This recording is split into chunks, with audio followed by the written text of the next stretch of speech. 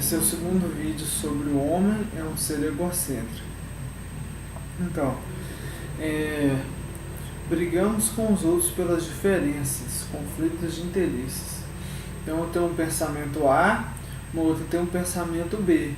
Esse pensamento A ele é contraditório com o B, ele é contrário.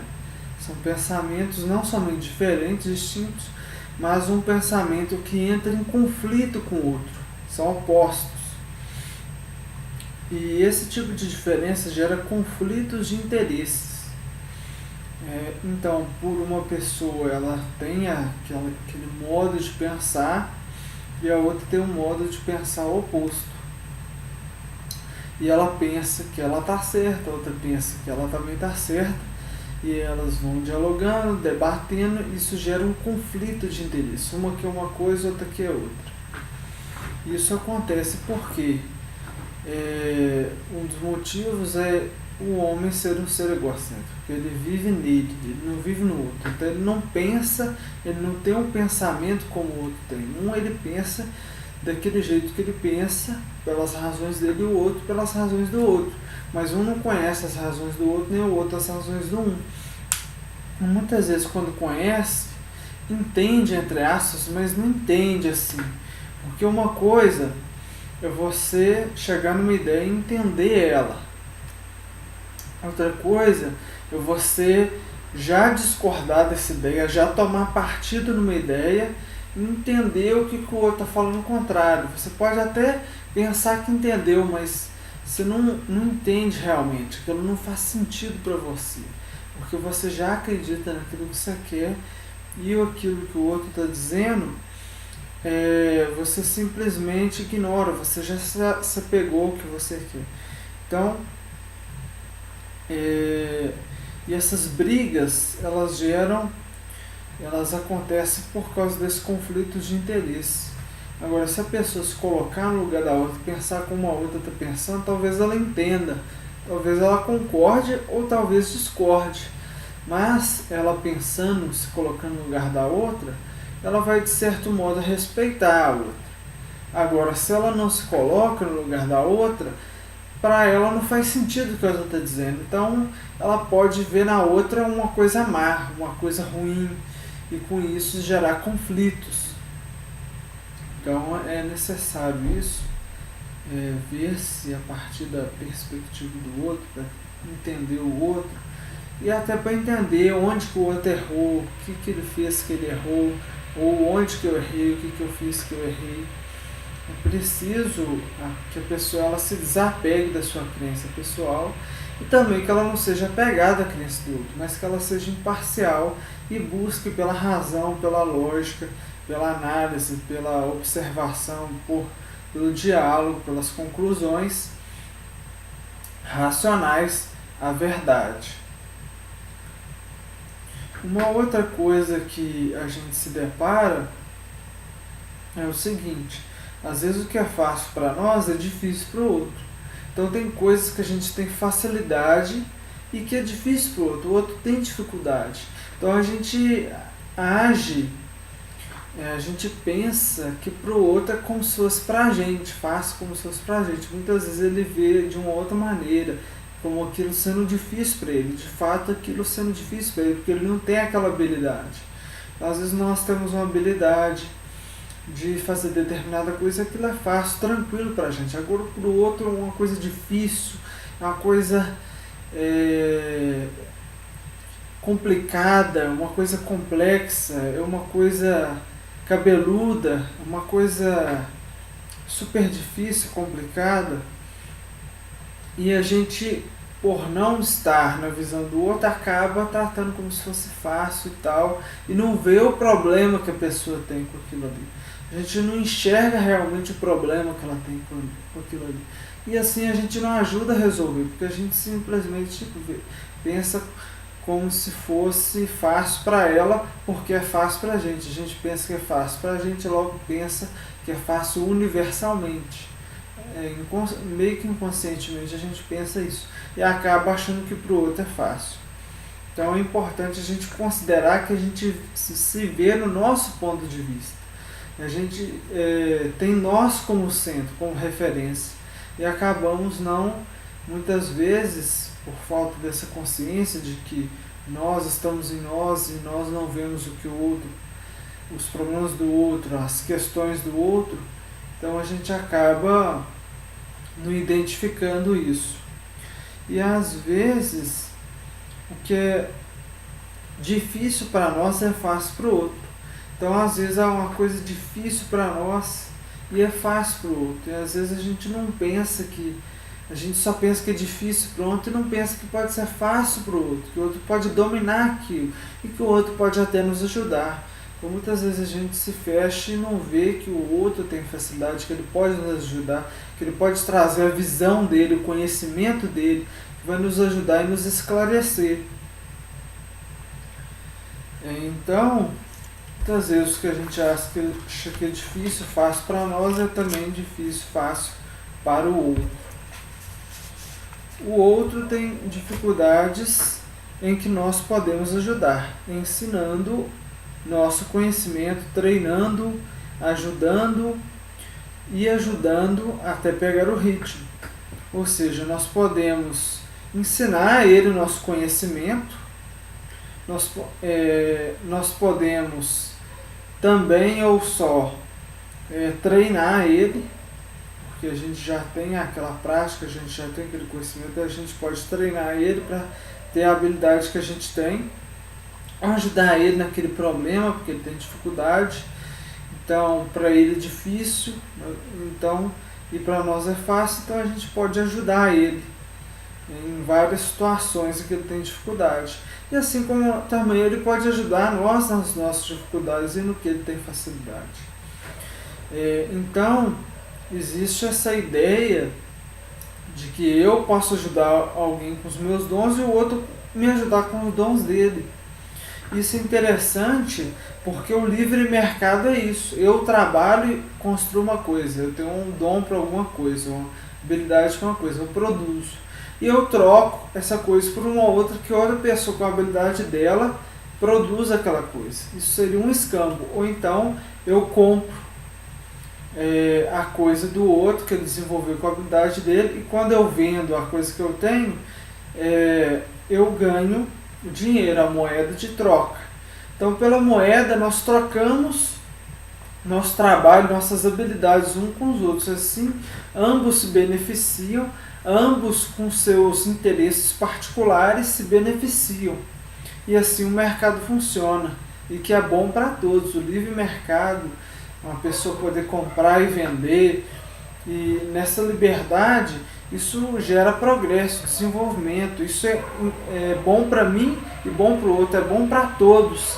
Esse livre mercado, essa troca, ela é boa para todos, porque o que um tem dom, ele constrói e vende, e os outros, com aquilo que eles têm dom, fazem a mesma coisa, eles se beneficiam, e eu me beneficio com o produto deles, e eles com o meu produto. Então, nós podemos ajudar uma pessoa, né, quando ela tem dificuldade, podemos ajudar algumas vezes e tal, e podemos também ajudar ele até pegar o ritmo. Então a gente ajuda ele, vai ensinando, ajuda e vai ensinando, ajuda e vai ensinando, ele vai vendo, até que ele pega o ritmo, ele começa a fazer sozinho aos poucos. Às vezes ele pode ser um pouco ajudado, e a gente ajuda menos, aí ele consegue mais e menos, até que a gente não precisa ajudar mais, ele pega o ritmo, gradualmente, seguindo a lei da gradualidade. As coisas na realidade elas são graduais, elas não são de uma hora para outra. A história é gradual, as coisas são graduais.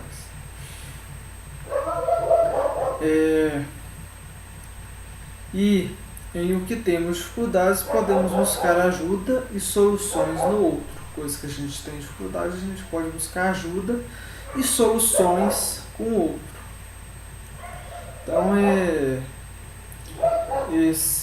Então, o que acontece? É necessário e importante entender essa dinâmica. Às vezes, e também compreender que às vezes uma coisa é muito importante para o outro. Então tem uma coisa ali que é importante para ele, muito importante, só que ele não tem habilidade, ele não tem o conhecimento, ele está sofrendo por causa daquilo. Como a gente vê a nossa visão, a gente não está na pele do outro, a gente não está no outro, a gente não vê o problema que é para o outro, a dificuldade que é para o outro, o sofrimento que é para o outro, e a gente acaba não ajudando. Então, não somente essa iniciativa de ajudar, mas também de saber o que o outro está passando, a situação que o outro está passando. Porque se a gente soubesse a situação que o outro está passando, a gente veria a necessidade que ela tem de ajuda. E com isso a gente usaria da nossa habilidade, a gente veria que ela não tem habilidade e usaria a nossa para ajudar ela, para resolver o problema dela. Então, como a gente não tem a visão do outro, é muito importante a gente conversar com o outro, dialogar, ver profundamente o que ele pensa, como que ele age, qual a dificuldade do outro, quais são os problemas que ele está enfrentando, o que ele está sofrendo, entrar, aprofundar ali na vida dele nessa questão e se colocar no lugar do outro. Se eu fosse assim, assim, assado, como que eu seria? Se tivesse esse problema assim, com habilidade assim, assim, assado. E imaginando e bolando, montando o que seria o outro, como que seria o outro, a gente se enxergando e sentindo. Claro que isso leva um esforço abstrativo, e a gente tem que construir aos poucos, tem que ver aos poucos, pelo que a pessoa fala, e a gente começa a imaginar e a sentir como se a gente fosse o outro, aí a gente começa a entender o outro. Isso é interessante e importante. Então muitas vezes, muitas pessoas têm dificuldades. Se a gente ajudar, vai ser uma coisa muito boa para ela, vai ser um ganho muito bom. E às vezes nós temos dificuldades, e se elas nos ajudarem, se elas se olharem para nós, elas pararem de olhar só para si, olhar para nós, elas podem ver ali algo que ela possa fazer por nós. E assim nós ganhamos com isso. E interessante também quando há essa troca, quando eu ajudo alguém, eu beneficio alguém e esse alguém me beneficia. Eu beneficio com a minha habilidade, com o meu conhecimento, e ele me beneficia com a sua habilidade, com o seu conhecimento. Assim ambos ganham. É claro que nós não podemos pensar assim, só em ambos ganharem, mas é bom também a gente fazer algo bom para o outro ganhar, mesmo que a gente não ganhe nada. E é bom também que o outro faça algo bom para a gente mesmo que a gente não ganhe nada. Não só porque é o certo, por quê? Por que é o certo? Porque se a gente tivesse conhecimento do outro, isso seria natural para nós. Assim como é natural para nós atender às nossas necessidades, atender os nossos interesses, atender as nossas dificuldades, porque nós vivemos em nós mesmos, nós nos temos como centro. Então nós nos preocupamos com nós pensamos com nós queremos o bem para nós. Nós fazemos e vivemos para nós. E por quê? A gente está na gente. Agora, se a gente tivesse esse conhecimento do outro, de sentir o que o outro está passando, isso seria natural, essa ajuda aos outros. E não somente porque é o certo, por causa do conhecimento, mas também porque se todo mundo for ajudando um ao outro nas dificuldades, todo mundo vai sair ganhando. Todo mundo vai sair ganhando, porque é como se fosse uma troca, só que uma troca assim, não formal. Uma hora eu ajudo ele, aí eu ajudo ele, aí outra hora ele me ajuda, eu ajudo ele me ajuda, e me ajuda, e me ajuda. E assim, uns iriam ajudando uns aos outros, e acontecendo como se fosse trocas, só que não formais. Trocas assim, a longo prazo, trocas que a gente não percebe, mas que todo mundo estaria ganhando e usufruindo dessa cultura de ajudar uns aos outros. Como o Olavo de Carvalho disse, o amor ao próximo é a base da civilização. Então a gente amar o próximo, a gente considerar o próximo, fazer com ele com o que a gente queria que fosse feito com a gente. E a gente pode pensar até em fazer com ele o que ele gostaria que fosse feito com ele. Porque às vezes o que ele quer que faça com ele não é a mesma coisa que eu quero. Então, para você atender o desejo dele, você deve fazer da maneira que ele quer. Não da maneira que você vê que é boa para você, como se fosse boa para o outro também. E não somente isso, de atender o interesse do outro, fazer conforme o interesse do outro, mas fazer aquilo que é bom para o outro, aquilo que é justo, aquilo que é certo para o outro, aquilo que vai ser bom realmente, não somente aquilo que é do desejo do outro. Claro que a gente tem que tomar cuidado para não fazer uma coisa que vai desagradar o outro, mesmo que seja bom para ele, às vezes pode desagradar e entra naquela coisa, se ele sabe o que é melhor para ele mesmo, nem sempre a pessoa sabe o que é melhor para si. Muitas vezes ela erra, se engana o que é melhor para si, e outra sabe o que é melhor para si. Talvez outra também não saiba e acha que o que é melhor para ela também não é o melhor na verdade. Então é sempre preciso os métodos racionais, a análise, a pesquisa, a investigação, sempre é interessante essas coisas. E também junto a isso a sensatez e o bom senso.